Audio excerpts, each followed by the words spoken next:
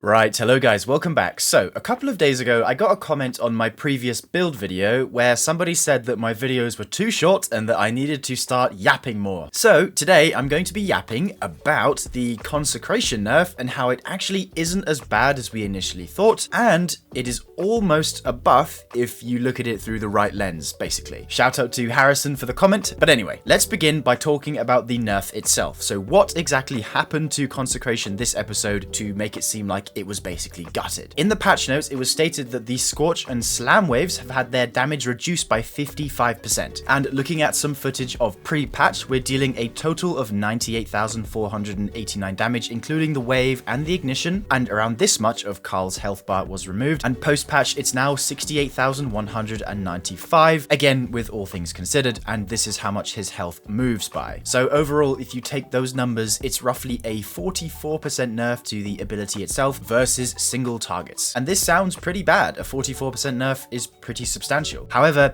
it really isn't. So first of all, the big part about Consecration that wasn't touched was the ignitions. And the ignitions are these big yellow numbers that show up, as you can see here. Those yellow numbers are the ignitions. We did a 258,000 one there, but that part of Consecration wasn't affected. In fact, as you can see, pre-patch it was dealing 43,452, and post-patch it's now 43,436. Literally 16 points of damage difference. The other thing about ignitions is that if there were enemies nearby, like they are here, if you trigger one on them, the ignitions splash to the nearby targets and deal more damage. So you have, if you can imagine, you have Carl here and you have maybe 5 enemies surrounding him. All of those ignitions will hit Carl as well. So the more ignitions you can cause, the more damage your Consecration deals as a whole. So we'll see if I can get it back here to show you another example. So here we have around 3 enemies besides Carl, and we'll just see, we'll get obviously 2 ignitions to proc there, and they will splash, each doing 172,000 damage, which is quite a lot. And that was unaffected. Ignitions still stack with enemies that are surrounding, like a big target, for example. So that is still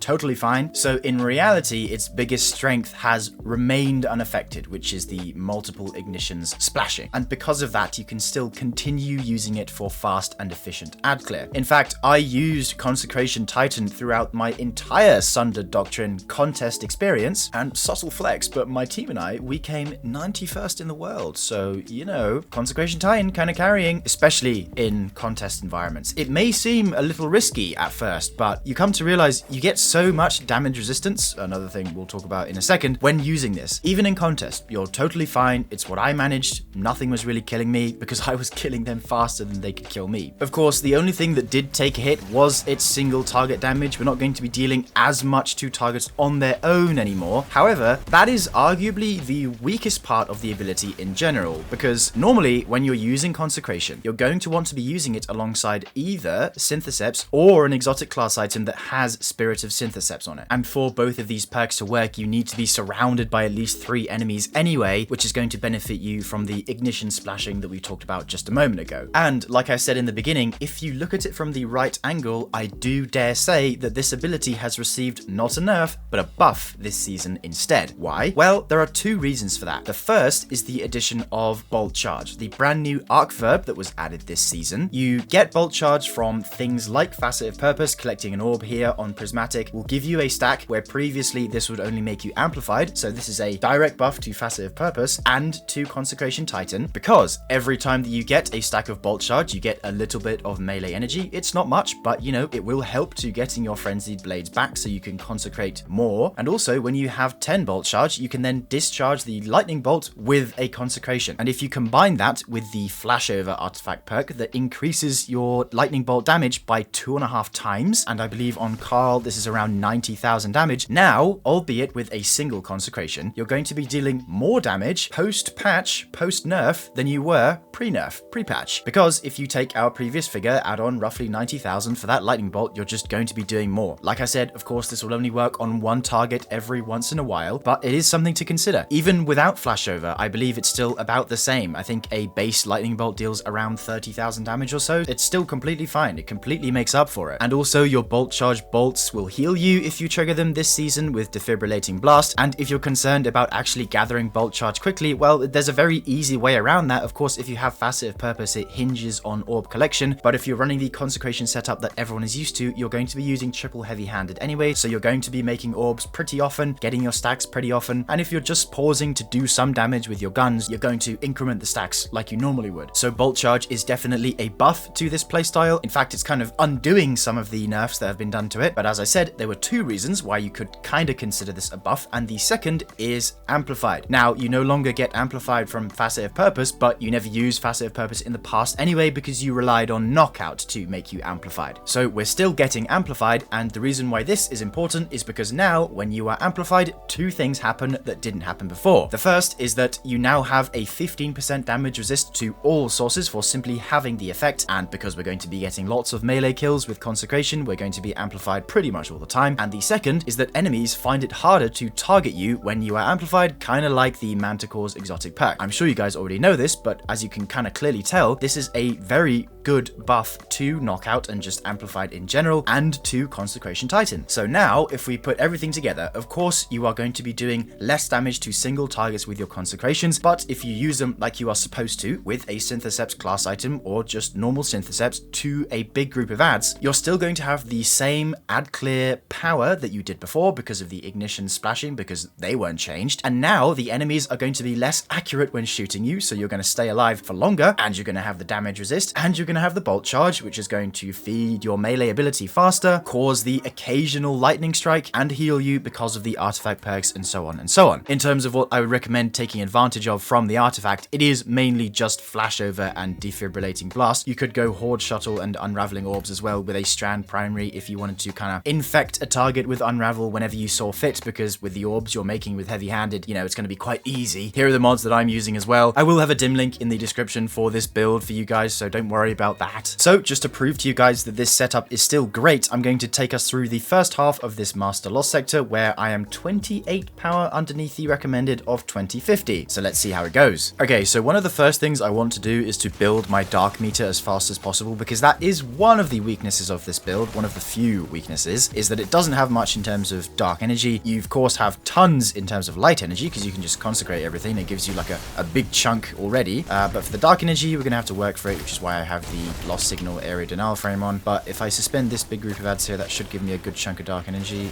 Yep, there we go. And now I can finish them off with the Bolt Charge. Shout out Bolt Charge. And then we can almost one-shot that champion, 30 levels under. And then we can do this again. So I'm going to pop my Transcendence because I know there's a Overload champion coming up. But, yep, just makes light work of absolutely everything. Chuck this down. Get our abilities back. That champion should show up soon. Here he is. Stun him with the Jolt from the grenade. Should still have a few seconds left of Syntheseps. Yes, we do. Easy peasy. Stun this next group here. I do notice that sometimes Knockout doesn't proc, which is a bit weird. I actually, the reason why I failed one of my solo flawless Vesper attempts was because Knockout didn't fail. Any real viewers remember that from that video. But anyway, still causing tons of damage here. I can just kind of let things happen as they happen. Pretty easy, pretty steamrolly. As I said, I did use this setup for my day one Sundered Doctrine, which actually, in terms of difficulty, is a little bit easier than a Master Loss sector. However, just goes to show, you know, even in that sort of content, still very good. Build some dark energy here. Knockout, please proc. I need you to. There we go. Easy does it. And there we go.